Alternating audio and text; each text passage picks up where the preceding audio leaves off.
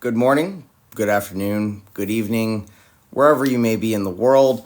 Welcome to the Sensitive Stability BPD Live Show. This is the Trauma Tuesday, 10 p.m. US EST show, where we talk about trauma and BPD. I'm going to go ahead and invite David in so we can begin.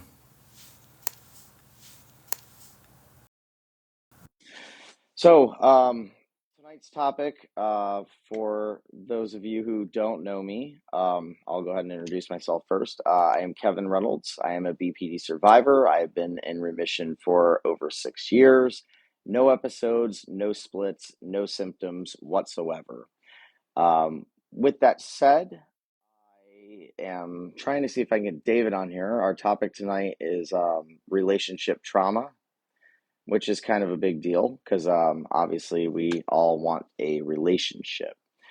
David, if you're having trouble getting in, let me know and we'll try to figure it out. Nice job. Nice job. Welcome to the show, guys. Good to see you all tonight. Let's see if David turns on his camera and it aims at his face this time. Every time you turn it on, I'm ready to see your door, buddy. I know, I always push the wrong button. How you doing, man? I'm okay. How are you? I'm good. It's a little dark in Good. here, but I'm gonna adjust my lighting. You go ahead and start. I'll give the floor to you. I'm just gonna make it a little brighter so people can see me a little better. Sure. Hi, everybody. So good to see you all. We are going to today in the this morning's live. We talked, which is a topic that we talk about a lot because I think that's what we get the most inquiries on, is maintaining relationships of all statuses. Yep. So I think that is what we are going to hit on today. But there may be a couple of sidebars in between that we might take as well. Sure. Yeah, I'm down. Yeah. So I have my coffee. I don't know if that's a good idea or not because it's 10 o'clock here. I should be trying to wind down from bed, but I was needing a good cup of coffee. Yeah, I wanted to make some coffee. I didn't have a chance to do it. Too much to do, you know. I got Yeah. myself some watermelon juice. That'll do. That sounds great. Yep. So, is there anything that you want to say before we get into the questions? Yeah, I do want to say one thing, which is Please. I want everybody to understand that there are all types of relationships before we continue with this. It's not just about romantic relationships. You can have trauma from any type of relationship when it comes to BPD. And a lot of people just put the relationship trauma into the romantic bucket. But I want you all to keep an open mind because this applies to everyone, even if I'm talking from the perspective of, thank you, AJ, of a romantic relationship. The lessons that you learn here can be applied to broader spectrum relationships. So keep that in mind. That's all I wanted to say. Um, all right. Well, we will get started on question one and get the conversation rolling. So, Yep. how does trauma influence a person's approach in forming and maintaining all types of relationships? Repeat that one more time. I was adjusting our volume. Sorry about that. Oh, sure. How does trauma history influence a person's approach in forming and maintaining intimate as well as personal relationships? And also, I'll go ahead and throw this in too. And what unique challenges might individuals with BPD face in this context? Okay, so you're spot on about adding the borderline personality disorder to the end because some of our guests, they're partners, they're other people, and it is important also to take note that everybody in a relationship has the you could be just as vulnerable whether you have BPD or not to trauma. And if you're in a relationship with somebody who has BPD, you have most definitely suffered some type of trauma from that relationship. So when we look at how relation or trauma history affects relationships, we kind of have to break down what happens in your mind when you experience trauma. The mind is a fantastic thing, and I mean that in both from the good perspective and also the bad perspective. It's amazing either way. It doesn't matter what way you're looking at it. The things that happen in the brain are incredible. You can suffer something and it changes your entire life trajectory, for example. You know, you have one thing going on. For example, if David and I both had not experienced trauma, we would not be here together. We wouldn't be friends, probably. We wouldn't have met each other. It changed our whole life trajectory. And that made our relationship much different. We could share and have bonds over certain things, but it changes the weight that you put into the outside world, no matter what relationship we're talking about. So when you're moving into, say, in a romantic relationship, for instance, and you're carrying a lot of weight with you, you're going to look at that person differently than if you had a clean slate. Okay, you're gonna see evil in the world, and you're going to be looking for evil so you can attack it before it attacks you. Vigilance is a result of trauma. You become hyper vigilant. That's one of the reasons, to hit the borderline side a little bit, why us borderline personality disorder people want to control everything in a relationship. It's because we are hyper vigilant. We are scared. We are nervous. We don't want to be hurt because we've been hurt before. This is no different for anyone who suffers any type of trauma. They also, too, will be hyper vigilant. When it comes to intimacy, there are certain types of trauma which will affect intimacy to a greater degree, especially if they are SA related trauma incidents. And that's noteworthy, but I will say that all trauma has the ability to impact how you form intimacy with other people. When I say intimacy, I don't just mean intercourse, for example, or anything like Mm. that. I mean from um, David and I share intimate moments. We're business partners, best friends. I share intimate moments with my clients. I share intimate moments with my friends. I share intimate moments with my partner. I share intimate moments with a lot of different people. Um, some of you have experienced some of this if you work with me. It is an exchange of emotion is really what that makes it intimate, right? We have conversations with a bank teller every day. That's not intimate, is it? But now, when you start relating to that bank teller who breaks down crying and says, "I just need a minute, 1 second," you say, "Oh, that's all right. I understand. I break down all the time too. Just take your time. I'm right here. You know what I mean? It's no big deal." That is an intimate exchange, whether you realize that or not. Now, when you have a trauma point that it leaves you the upside here, we'll call it the upside. There are superpowers in everything. There's superpowers in trauma. It creates powers inside of you. You not only become hyper vigilant, sure, which we could kind of twist that around into a power if we do it right, but we're also more empathetic to other people's problems, to where they come from, to their trauma points, to their insecurities. And you'll notice, if you have borderline personality disorder, you are more emotionally available to your partner and when they need you. And this is one of the issues for us pre-remission, because we want them to be equally emotionally available to us, but sometimes they don't have the capacity to do so, even if they have suffered trauma. We process emotions differently as borderline people. um, I want you guys to understand this. This is an important fact for all of you that are suffering out there, for all of you that are on the bridge, so to speak. I want you to understand that when you are not in remission and you suffer from BPD, you are behaving based on your emotional content. What I mean by that is, a neurotypical individual, they have thoughts, and those thoughts, maybe they are instigated by data in the outside world. Somebody said something to you that you don't like. You have thought about it. You have a thought. If you don't process the thought correctly, it becomes emotion. Well, it does anyway, whether you do or not. It will become the wrong kind of emotion if you don't process it right. And then that emotion becomes behavior. You act on that at that point, but at least it's pragmatic and logic based. Now, if you have borderline personality disorder, it's kind of opposite.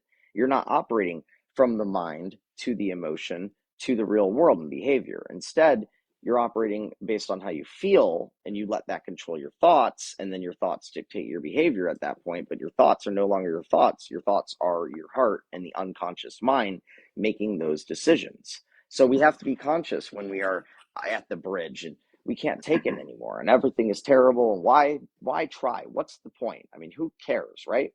Nobody cares. I mean, people care. We all know that. They care. They just don't care the way that you want them to care. So you have to be able to break down these relationships that you have in your life and understand one thing that I want you to walk away from here tonight is that other people don't understand what they haven't experienced. People who don't have BPD will never understand how to care or love for you the way that you care and love. That doesn't mean that they don't care. It just means that you don't love yourself enough, because that's where that missing piece is. Now, that's one thing we work with, and we help people find that. So that I think I covered both. That was kind of multi-part question, but I think we got that. I think we nailed Yeah. it. Anyway, Yeah, that's absolutely. it. And yeah, and as far as the trauma side too, and I'm not going to dive too deep into this because I think you did a great job covering it, but Thanks, man. and this could be a whole other live and topic Yeah, and episode and podcast, but right. this is where like triggers come in, and so this is where trauma responses come in, and people who suffer and battle with these traumatic experiences that they haven't processed yet.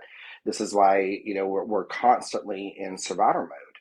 Right. That's Like right. I never had a problem sweating Hmm. until after my trauma. And Right. I would sweat through shirts just Isn't that sitting weird? on my family's couch because I was consistently in survivor mode. Physiological changes are real Mm-hmm. from your emotions. It's a real Yeah. thing. It's Yeah. why the therapists always tell you, what are you experiencing? You have sweaty palms, panic attacks, sweaty palms, stuff like that. You can, you're that's what I meant when I said the mind's a magic place. It's a very intricate experience, the brain. It knows what you need, it knows what to tell you, it knows what to change. If you are processing too much emotion as a BPD person and it becomes thoughts, then you have sweaty palms. You can literally feel your way into a heart attack situation. You know what I mean? You really can. So you got to be careful as to how much you let your emotions dictate your thoughts. Mm-hmm. Yeah. One of the things that really woke me as far as where I was mentally and taking care of myself after my trauma before Right. and what inspired me to want to get better Hmm. is it was about a year after my incident, and the doctor said, David, if you do not get this under control, when you will pass away, and his fingerprints will be all over it Oh, because I know. That was a good one. and that is what I was like. Oh nope, he's not winning this one. That solved your problem a little bit, Yeah, didn't it? yeah, That and was a that's what I was like. magic All right, moment for you. yep, absolutely. Nice job. um So I think that we might have forgot to mention this. I'm just going to throw it out there now. Liz, thank you, Liz, put it in the comments. But absolutely, when Kevin and I are on, the mods can't pin questions, and a lot of questions do get missed. So DM us. Your questions may not be hit on today, but they also do inspire us on picking topics to discuss. So please, send them to us. We will get to them.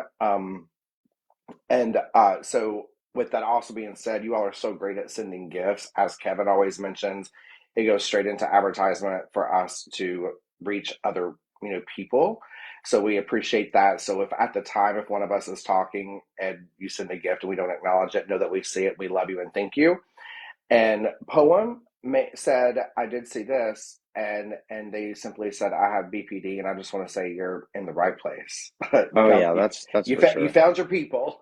You did. And I also want to thank Nikki B. I saw you join. I noticed that you subscribed later in the day after the live earlier this morning. So thank you very much for that. Every subscription, like he says, matters. We're not trying to push Mhm. that kind of thing, but the truth is advertisements are very expensive, and we keep our costs very low, trying to make it easy for you to get into the remission program or the partner program, whatever it may be. So we don't have an endless, boundless budget for that kind of thing. So I want you to know that these kinds of things, you don't know the lives that you might save. We Yeah, turn on an ad, somebody's life changes. I mean, who knows what that does? So thank you so much for that. So yeah, go ahead, David, back to yeah. you. No, we have to shut out and recognize these things because this is what keeps the Yep. community going, and just know that what you all do give to us does go back into our community. And every day Kevin and I log into Discord and see there's 10 new people every day, and Yeah. everyone's so great. So We just wanted to take a moment and shout that out because it's very important to us. This community is important. And if anyone's new and doesn't know what we're talking about, we've got links. Join the Discord. It's a great, safe, lovely place where we all just continue the conversation and support each other. So, on to question two, Kevin. So, Sure. from your professional experience, what patterns of behaviors do you often see in individuals with BPD when dealing with relationship stressors? And how Mm. much of that do you think is rooted from past trauma? Okay. Relationship stressors. Firstly, we'll start by saying that when you are, we're going to attack it from the romantic side first, but I want to touch base on all of it. Uh, all relationships include triggers. Romantic relationships, especially, will inflame the hell out of BPD. It will inflame it. You might think you're completely fine because you're single, and then you get into a relationship, and oh shit, you know what I mean? Now the real now the real trauma starts because we are going to create it every day. Now that is a stressor in itself because the trauma that you create in the relationship, it collects. It's a collective trauma. It doesn't just disappear. You might think that, oh, okay, they forgive me this one time. They forgive you, but they don't forget about it, and they can't erase it. You can pretend like it didn't happen. You can push reset like an old Nintendo from the 80s over and over again all you want, but it doesn't work that way. um, you have to process trauma in order to get through it. When you're talking about relationships that are formed in BPD, it often leads to the partner. This is a stressor that we don't talk about as much because we talk from the BPT side most of the time. They're going to start walking on eggshells because we're going to start training them to avoid our trigger points. We overreact so heavily that our partners often fall into this place where they know, okay, don't talk about that, don't bring up that, make sure we do it this way, make sure we avoid that place, make sure I don't talk to this person, make sure I don't wear these clothes. It can get so ridiculous. It's just it's manipulative, and that's the part that I want everybody to hear. I don't want you to shy away from this word. It's manipulative. Manipulative. Hear me. You're manipulative, okay? Own it. And I say that with all my heart. Being a survivor of BPD, if I didn't get over the manipulation, the relationship would never be real. You don't want a fake relationship. You don't want a relationship founded on superficial terms. You don't want your partner to be controlled, and that's why they behave, right? What they're doing might fall within social norm, it might not. That's irrelevant right now because all we care about is our comfort and trying to control everything so our comfort level is high. But what you don't understand is you're never going to feel comfortable. It'll always be some other thing. And if you push them into a place where they are fitting your idea of what a perfect relationship is, that relationship will inevitably have a stressor at some point. As you mentioned, stressor, some type of trigger. I think stressor and triggers might go hand in hand in this scenario to some extent. Do I have that right from your, I, okay. no, So absolutely. you're eventually going to hit a trigger that just sends you over the top and breaks the relationship. And you know what's going to happen? They're going to say all the stuff that they've had to do, all the stuff that they couldn't say, all the things that they remember. It doesn't go away. But I'm not saying there's no hope because there's always hope if, well, almost always for a relationship. If both people want it to work, there's hope. If one person does not want it to work, that's it. Now you don't have control over one of the people in the relationship ultimately. You may think you do, but you don't. They'll choose to do what they want in the future. And if you push them into a corner too deeply, they will respond, in a very extreme fashion. I like the analogy I've been using a lot lately of the abyss. Okay. You're in a room. The room is on fire. It's on fire. The fire is approaching you. It's encroaching. It's getting closer and closer and closer. You see a door in front of you. It's the only way out of this room.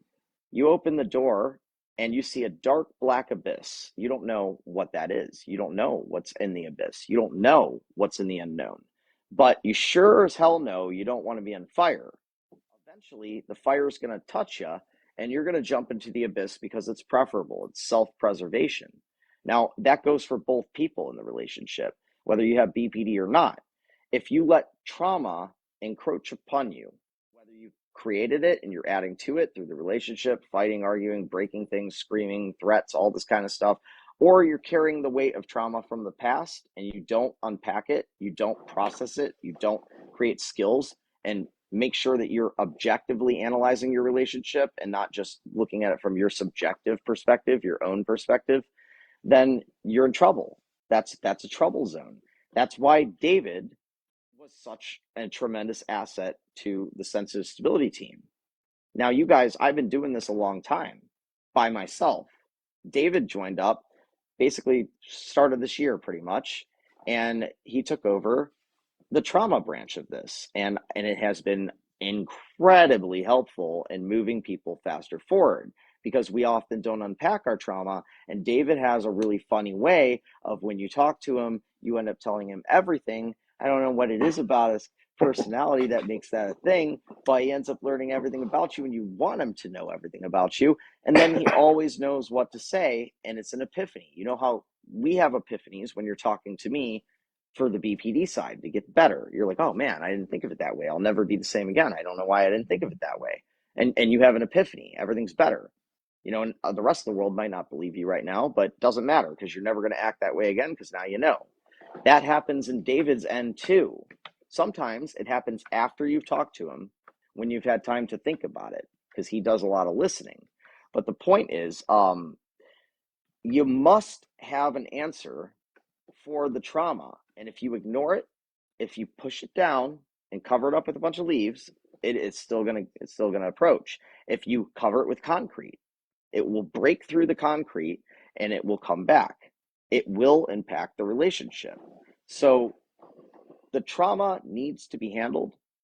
It doesn't matter if it's BPD trauma from the relationship, if it's past trauma, of which almost all of us with BPD have.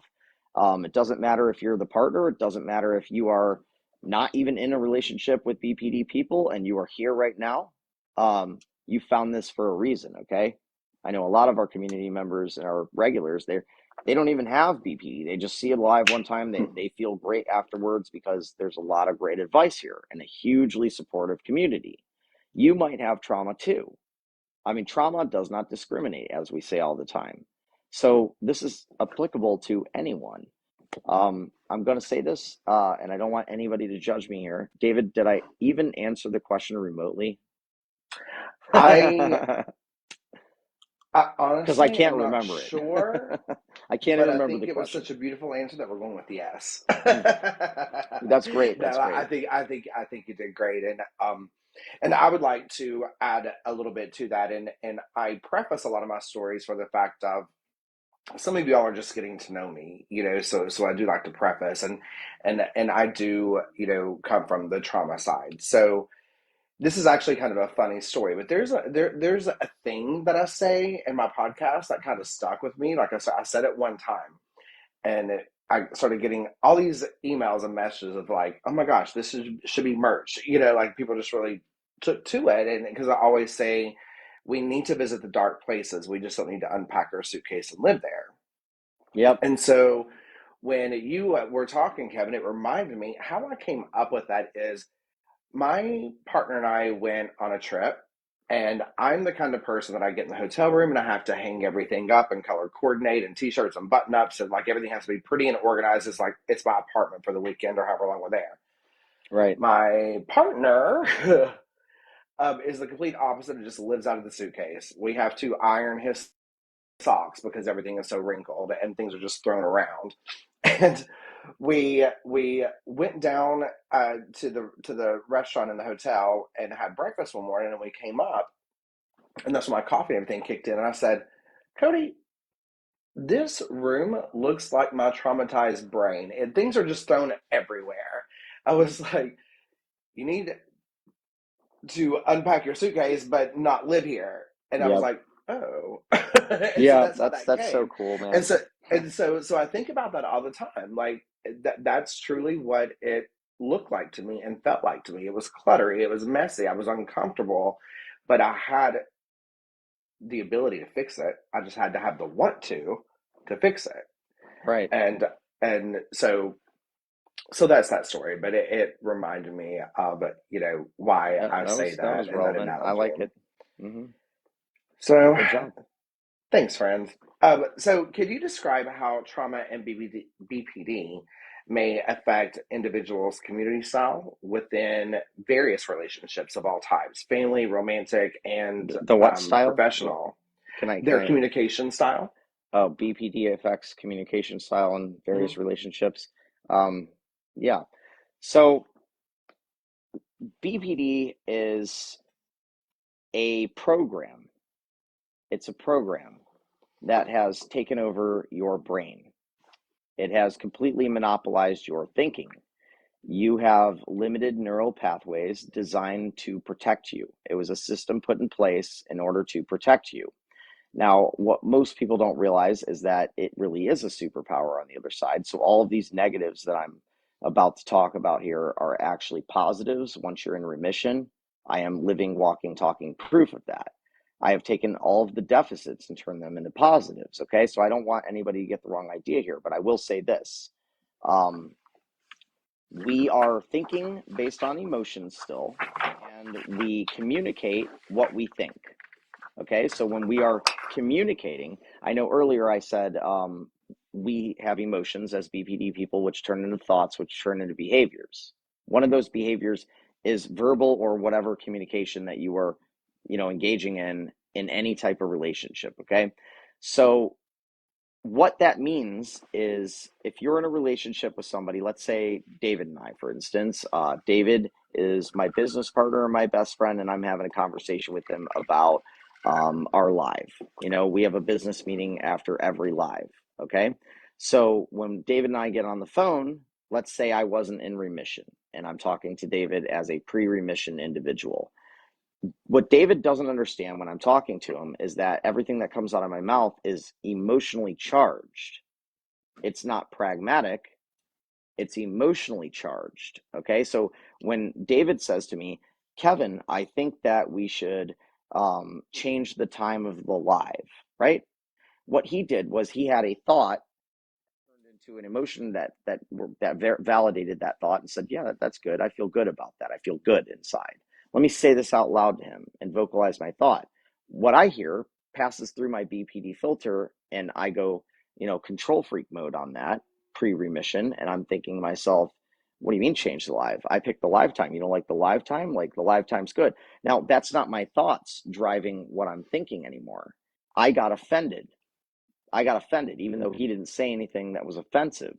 My emotions spiked. I start feeling angry, right? Really, the anger breaks down into the trigger disrespect or unheard or not, not good enough. All these different triggers we have doesn't matter. That's irrelevant right now because my emotional charge, my anger, turns into my thoughts, which come out of my mouth and tell David to go to hell. Do you see? That's how that works. So this type of structure of how your communication ends up being delivered, it's completely changed because you are running a BPD program and letting it run on its own. You have not learned how to use the BPD and create more neural pathways of which function on pragmatic logic, objective reasoning, objective analysis, like we call it, IES skill, interventive emotional skill. It's called interventive emotional skills for a reason, guys. It's because the skills intervene at the emotional level. And if you don't have that skill for that trigger, then you are going to let the trigger become an emotion. David triggers me when he says, I want to change the live time in this example. And then I get triggered and I feel angry because I feel disrespected because I'm the one that made the live time.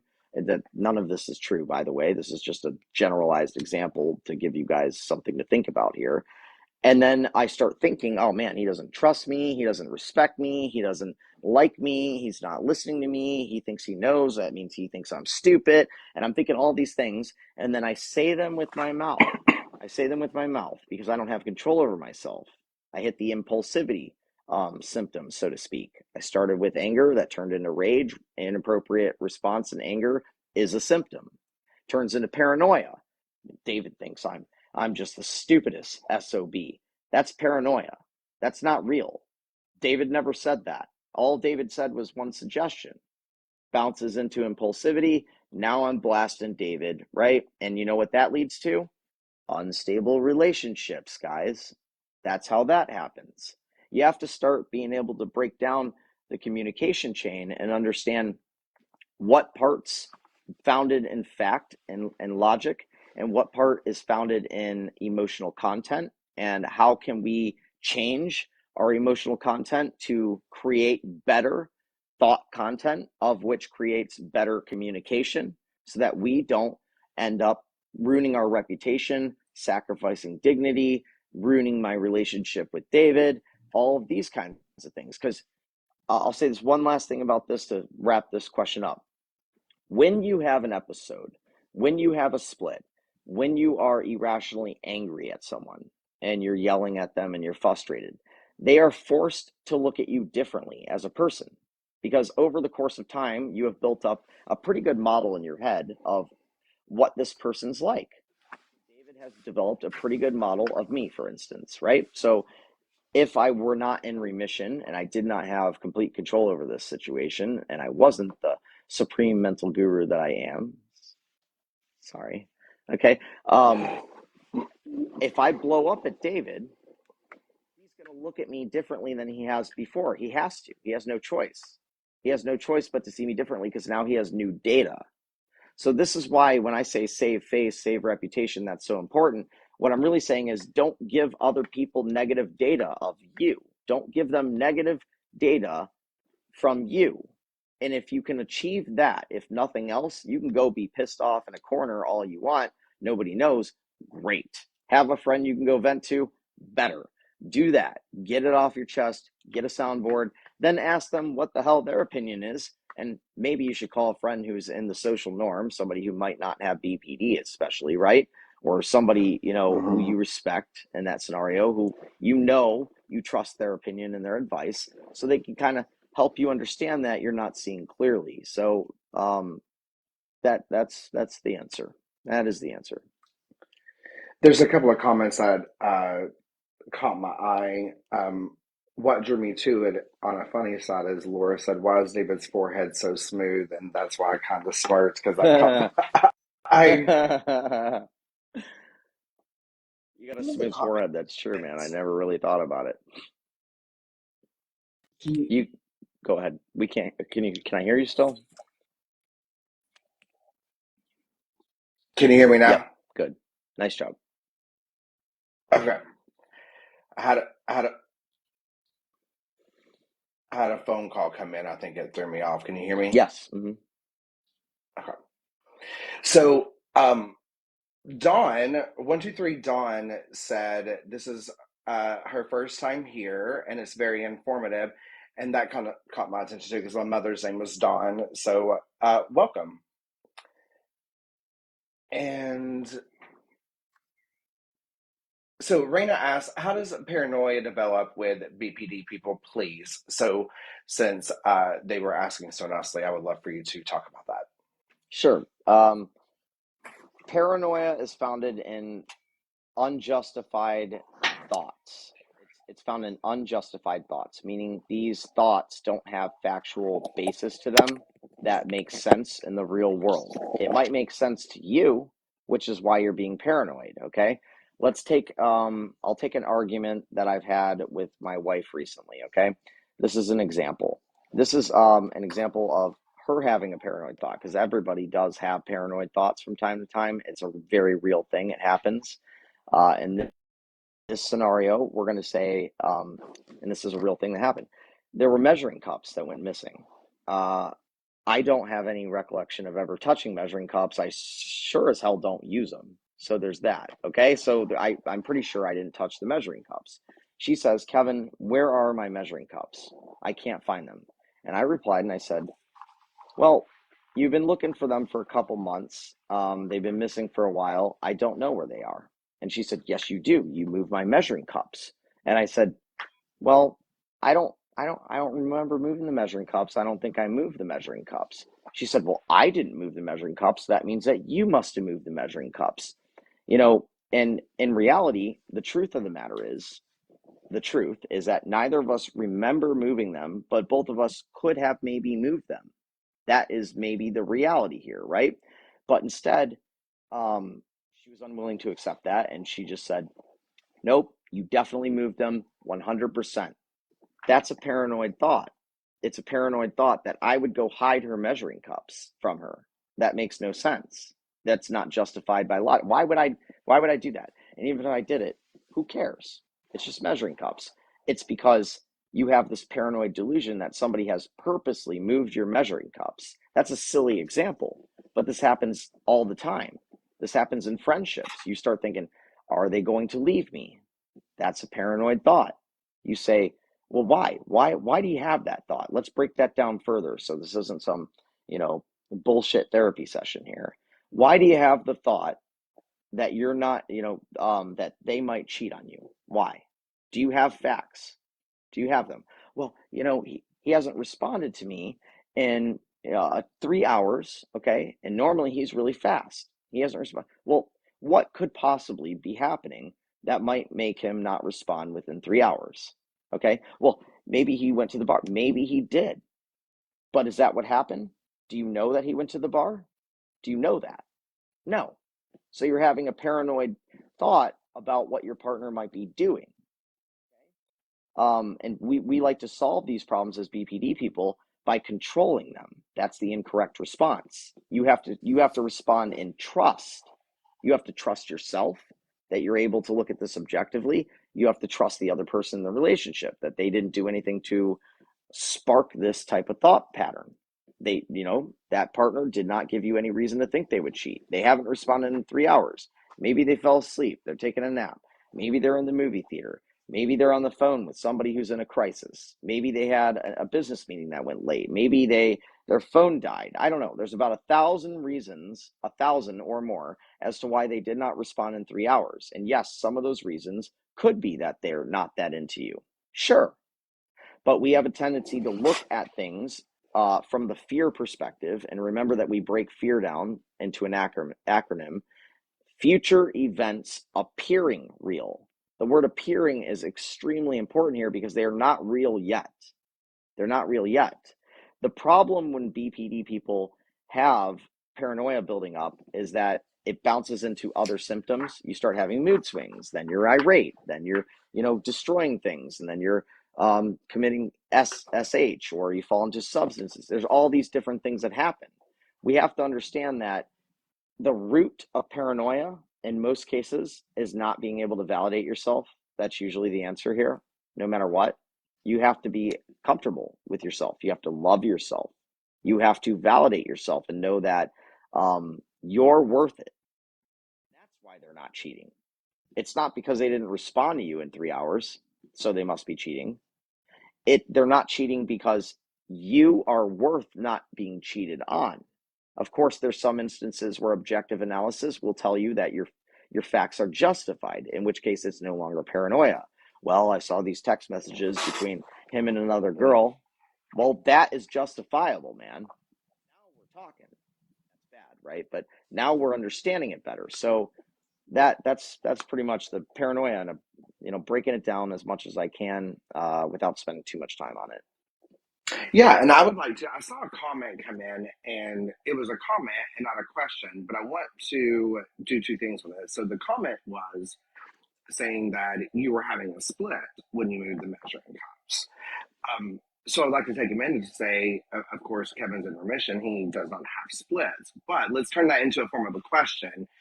Could you have been splitting, or could a person who is not in remission be splitting and have moved the measuring cups in this story and forgotten about it, not realized they had done it? It's possible to not remember moving measuring cups, I think, no matter what in general, because it's such an Right. insignificant thing. I mean, if I take this pen and throw it in the corner and it disappears, I'm not, I don't think about it again, out of sight, out of mind. I'm not going to remember at any point in my future that this pen went missing. I'm not going to think about it. Splitting is black and white thinking, going from one extreme to the other, not seeing gray area, not understanding that life isn't binary. Most things in life are not binary. That's the case here. Now, multiple things can be true, as you say, at the same time. You say that all the time, David. So it is possible that you could be splitting and also hiding measuring cups. Could be true. You could also not remember hiding measure cups and not be splitting. You could be splitting and remember hiding. It doesn't, that part's irrelevant here. The splits I don't think are too relevant in terms of paranoia in this particular example, but it is worth mentioning that when we split, that is sometimes you are triggered through the paranoia symptom. Splits are not a symptom of BPD. They are a feature of BPD. Okay, it's not one of the nine core symptoms. It's a feature, which means that it can be activated based on any of the symptoms. So you could have fear of abandonment and split. You could have irrational anger and split. You could split because you're embarrassed of your behavior. You could split because therapist was late. I used to try to therapy all the time when I was not in remission. And I'd be waiting in the waiting room and I'd be watching the clock. I'm like, okay, they're 1 minute late. If they're one more minute late, I'm out. It means they don't respect me. That's paranoia. Mm-hmm. They could be using the restroom. They have a tough job. Who knows, man? I mean, have some grace for the world, right? Have a little lenience. Like, understand that there's gray area. Them not showing up in the first 2 minutes does not mean that they don't care. That's paranoia, which causes a split. So I'm glad that that was brought up, Raina. Thank you for that question. Hopefully that clears Yeah. that up. Yeah. So this will kind of start leading me, I guess, into my last question. So I've been holding on to this because you had recently shot a video responding to a comment of someone saying, "Why does everyone with BPD lie?" And so you were addressing that, and there were comments that were all respectful and all great, but people were like, "No, I'm at the other end. Like Mm-hmm. I'm truthful to a fault." So what I was noticing it is like one extreme to the next, Mm-hmm. right? It's either you are Right. a liar Right. or you are truthful to a fault. Mm-hmm. So I would love for you, if you wouldn't mind, to touch on that a little bit because that is also falls into the whole relationship thing too, Yeah. right? Yes, it does. Specifically the lying part. We're going to talk about that for a second. Okay. Well, So however you want to go with it, but what I was, like I said, what I we'll was roll with getting that from it one. is from That's one fine. extreme to the next. Yeah. I think it's appropriate to talk about lying, and maybe even touch base on trust for a second if that fits into this answer here. I'll do that. But here's the thing: people automatically assume that they can tell when they're lying. They assume that because you think, well, how can I know that I'm not lying? I mean, I would know if I'm lying. You're probably thinking right now, well, would you though? I mean, would you even notice? Because if the paranoia had kicked in and it created a split, and you like thought this person was betraying you, and you had no justifiable information, you might lie. You might lie to yourself and say, this person, they definitely hate me. I mean, that's a lie. It's a lie. It's not founded in logic. You don't know that. You're lying to yourself. If you, and speaking outside of the sense of splitting, do BPD people lie all the time? Is that true? Half of us probably lie, and half of us probably don't lie. In terms of most of the time, I think we all lie sometimes. I think that's a human Sure. nature thing. Sometimes we know it, sometimes we don't. Sometimes it's a white lie. Sometimes it happens on the spot. Maybe you're embarrassed. Maybe you don't know. You lie out of shame. We lie to avoid guilt. We lie to pass blame. We're lying to ourselves sometimes when we are blaming the outside world and other people for our behaviors. Well, that's a lie. You're the one making the behavior. Well, they said he said blah, blah, blah, blah, whatever. It doesn't matter. You're the one who reacted. You're the one who had the episode. You're the one who smashed the TV. Now you're telling the world that they're the reason that the TV got smashed. That's a lie. And you don't even know it because you're so um, rooted in the ideology that it could not possibly be you, which is probably a lie as well. So blame and lies can go hand in hand. I think that trust has a lot to do with this topic as well. And to wrap up the lying part, people think that you either lie a lot or you don't lie at all. I mean, there's middle ground for everything, guys. There's circumstances where lying just might make sense to you, and maybe that's what you have to do sometimes. Does it make you a bad person? I don't know. The context matters here. Intent matters here. Um, Sometimes you just can't tell the truth. Sometimes you just can't, and you still have to say something. Somebody's in an uncomfortable position. They're reaching out for help. You know the truth. You know the truth, but you don't want to tell them the truth and send them over the edge, so to speak. So you lie, right? You lie. We lie a lot after episodes. We have an episode, and what do we always say? I promise I'm never going to do it again. How many times you said that? Before I was in remission, that was one of my like go-to statements, man. I was saying, I promise I'll never do this again, until eventually one day I caught on. I said it to my ex-wife one day after an episode, and I remember exactly where she was, exactly where she was standing, exactly where I was standing. And I remember saying, I promise I'll never do this again.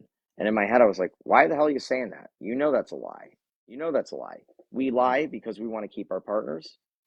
We lie because we want to believe things about ourselves that might not be true yet. Now, does that mean you're a terrible person? No. But do you need to take accountability? Yes. If you don't take accountability, you won't get better. So, to wrap up the lying part, I want to say that stop lying to yourself about how bad this condition is. Stop lying to yourself about how awful we've treated our partners. Stop lying to ourselves about how little respect we've had for ourselves to deal with this, the way we're dealing with it. Like, stop lying to yourself when you say there's no way out. There's a way out right in front of you, right here. All you have to do is click my profile icon, hit email, and say, hi, I'm from the live. And that's it. I'll do all the rest of the talking. I'll know what to say to you, okay? So don't lie to yourself and say there's no way out. Don't lie to yourself and say you can't get better. We lie about that all the time. We lie to ourselves so often, in fact, now that I think about it. We say we're not good enough, we're worthless. Those are lies. Those are lies. You are good enough. You are worth it. Why don't you feel that way? Why don't you spend the time exploring that instead of spending the time trying to push back down those feelings with a lie that doesn't solve any problem at all? Now, in terms of trust, just to quick spitball this one line here, we are innately predisposed as BPD people to distrust other people. We distrust them. It's a scientific fact because we started out as victims in life, right? So what do you do when you start out as victims? You want to control everything. So we don't trust anyone. So we might lie and say, I trust you. You don't trust them. Stop saying that. Say, you're right. I don't trust you. I don't trust anyone. I'm working on that. Doesn't that feel better? Isn't that liberating? Want to get better?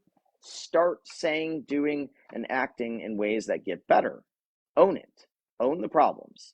Then fix the problems. It's the only way it's going to improve. So there we go.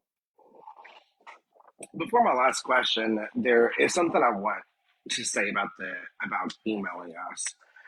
We ask to hear your story. We want to hear your story, but we also want you to be aware of what you are in a place to tell us. If you don't know what to say, or if it's going to do damage to you to just spill out in first email, don't do it. Just email us and say hi. Don't Mm-hmm. don't feel pressured Right. thinking this is what you have to do to get our attention. That's right. Um, know yourself and know what you can and can't do, and Kevin will take it from there. Yeah, I want You to know, add to that real quick. Can I add one line to please, that? Okay. I would love that, please. Some people message me and they just don't feel comfortable ever telling their story in the email. They just don't want to do it. So when I could tell somebody really wants to get better and they want to improve and they don't want to tell us their story, you can just say hi. And when I say, hey, what's up? Tell me a few things, whatever, whatever. All you need to do is reply and say, I'm just not comfortable talking about it here. And all I'm going to do is say, okay, let's schedule a Zoom meeting where we can talk. And if you get into that Zoom meeting and you're scared, you don't have to turn your camera on. You don't even have to say anything.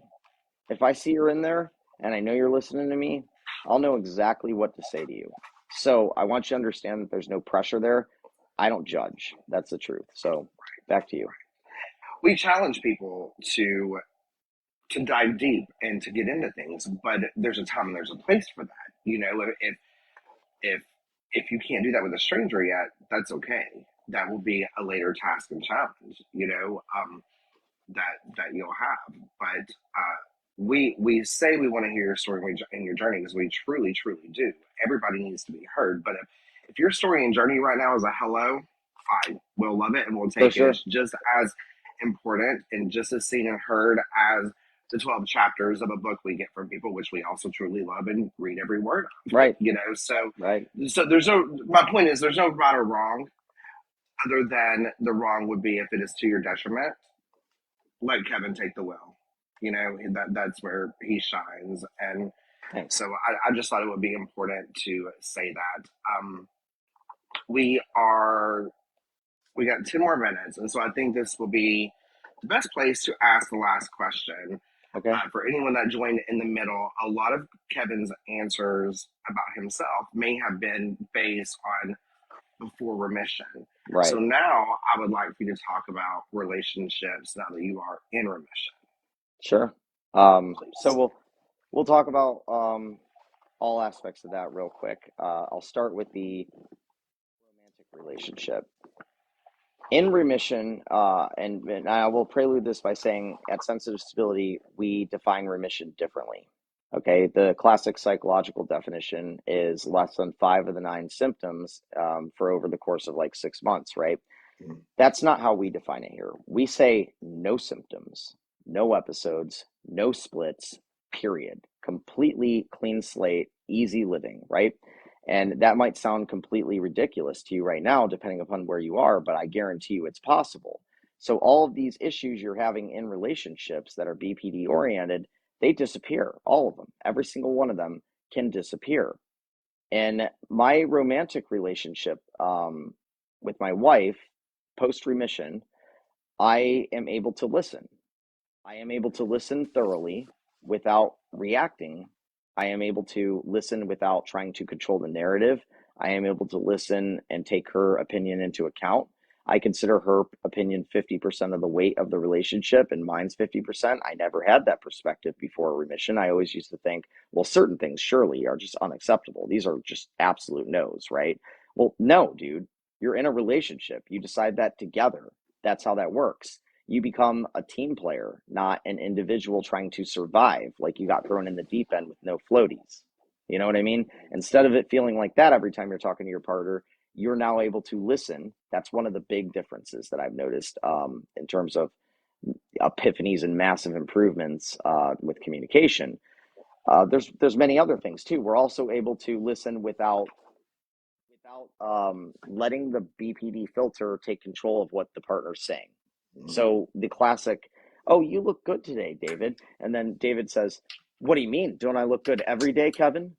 Well, dude, I mean, hold up here, man. I was just saying a compliment. No, what are you trying to say? I mean, what you said was, I don't look good every other day. No, that's not at all what I said. That doesn't happen anymore because we don't fall into Yeah. these traps. We don't judge the communication that we hear based on how we feel about ourselves anymore because we feel whole. We're satisfied in remission. I am able to take, David has some uncomfortable news for me sometimes. He has to tell me some things I don't like to hear. And there's no risk. He's not having to walk on eggshells. He doesn't have to avoid certain topics. Your partners don't either. Relationships in general stretch far beyond the romantic relationship, and they also have the same paradigm here. I noticed that my friends, my brother, for instance, he's known me for a very long time, and obviously, and before remission, he knew me very well. He knows me after remission really, really well. Since he's my brother, he can't just cut me out of his life. So he had to deal with walking on eggshells. He often talks about how, man, you've changed so much. Like I look back to like before you were better. And I couldn't talk about this, that, whatever. I wouldn't be able to say this. There were certain things I couldn't mention to you because you would just freak out. You would just freak out. And that freak out is a way of us controlling things, controlling the narrative. So do we hit the nail on that, or you need a little more of that? No, I think that's great. Great. Do you think we have time for one question in the comments, or do Yeah. you think we should have One them? one Okay. question in the comments. That's why I stopped early, in fact. Yeah, because Nikki just asked a very interesting question, and I would like to know the answer myself. Can they be re-triggered by possible future trauma? People in remission. Okay, so here's the deal about okay? Because that's what we're talking about here. Basically, we're talking about relapsing from remission. You have a trigger in the future, and then you relapse. Okay, when you're in remission, you have not experienced life enough. Usually, when you first get there to where you experience all the triggers that life has to offer, things change. You get into new relationships, you meet new people, you start a new job, you move to a new place, you interact with people, and you don't know what's out there because the world, you can't control it. You can't control the world, can't control other people. You're gonna encounter triggers. The risk for relapse does exist, but I will tell you, it's much like when an alcoholic relapses after they're truly better. When they're truly better and they're cured, they have that one really bad day and they're like, oh, well, I'm just so worthless. What's the point? I'm going to grab a drink, and they drink. And they're just sitting there like, it's not the same anymore. And that's kind of the situation you're in when you relapse in BPD. Um, I don't believe I ever suffered a relapse. If I did, it was so insignificant that I did not notice. I may have had one or two symptoms that popped up a little bit on the radar early on, maybe, but I can't recall that part. I am not at risk for relapsing ever. I mean, ever. There is not a single thing on the face of this planet that will ever make me behave that way again. I'll tell you that right now, because I get it. I get it. A full remission, and you might get to remission and then relapse until you get these kind of last perspective changes under control. Not a big deal. You just move on. But we have to understand that a relapse doesn't necessarily mean that you're no longer able to control yourself right after that. It's just a little minor speed bump. Think about it like our life is like this, right? We get to remission and it's more stable. But little speed bump. Whoops. Oops. Pay more attention. You didn't explore something. So that's what I have to say about relapsing. Well, before you bring us home, um, I just want to say, like, I see all the comments, and there's quite a bit of new faces in here. Please, please, please, guys. Lens, I see you've commented a lot. Poem, please reach out to us. Even if it's just a simple DM, we'll get you, all the information to all the things that our amazing people in the chat, our mods, have been doing a beautiful job, like keeping everybody seen and heard. So we appreciate all that. Yeah, they're awesome. They're awesome, man. I don't know how we do it without the community, to be honest with you. Like, there's no way we could ever grow and help more people. Kevin, if it wasn't for the people that love us and cheer us on, I probably would have left a long time ago. They're amazing. Thanks, So man. I'm just kidding. I know. I'm just kidding. Well, I really enjoy this time. I feel like we always find a way to have a good time talking about the hard things because that's what we Yeah. have to do. And so I just appreciate all of you. And I will close my mouth from there, even though that's the thing I hate doing the most. All right. Well, yes. Thank you guys. And for those who are new, this is the place to be if you suffer from borderline personality disorder or trauma in general, or you just want to be the best version of yourself. We have a lot of people who just find us that way too. It's all good. You're all welcome here. This is a nice community. Everybody here is very loving, very caring, very devoted. As you see in the comments, there are people who show up every day because we are like a family. I mean, it's the truth. We rely on each other. We lean on each other. We support each other. I want you guys to remember there is a Discord. It's in my profile. Click the link tree, and that is where the conversation continues after the live shows. But I will leave you guys with this before we hang up. Okay? Borderline personality disorder, frowned upon. It's frowned upon because people see us and they think, well, I can't be with somebody who's crazy. I can't be with somebody who misbehaves. I can't be with somebody who's aggressive. I can't be with somebody who can't control themselves. I can't be with somebody who can't communicate. You can learn to fix all of these things. You need to understand one simple fact, and only one fact, and that is that anything that you choose to do, you can do. Anything that you choose to conquer, you can conquer. Anything that you're going through, it doesn't matter how bad, it doesn't matter how deep, it doesn't matter how alone you feel, you can get through it. You first have to believe that you can get through it.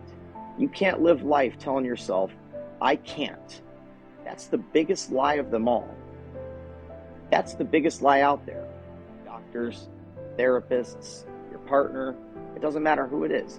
Don't ever let anybody, not even me, tell you that you can't do something. Definitely don't tell yourself that, because the brain doesn't know the difference, okay? I think you're all beautiful people. I think that you could do it. I believe in you. If you care enough to show up to this live and listen to my stupid face talk like this, then I'll tell you right now, you have what it takes, okay? Because that's a feat in itself. So do me a favor and be easy on yourself tonight. Show up tomorrow at the live, okay? We do them 7 in the morning, US EST. If you can't show up, they go up on YouTube, guys. Don't be alone. Join the Discord, join our community, get that support, like get the friends you need, the friends that actually understand you, and try to relax a little bit, because the world isn't in your control. Focus on what's in front of you and what you can do with your own 2 hands and your beautiful brain, okay? And if you don't know what to do, send me an email and I'll help you out. Have a nice night, guys. It was nice seeing you all here. Take care. Bye, everybody.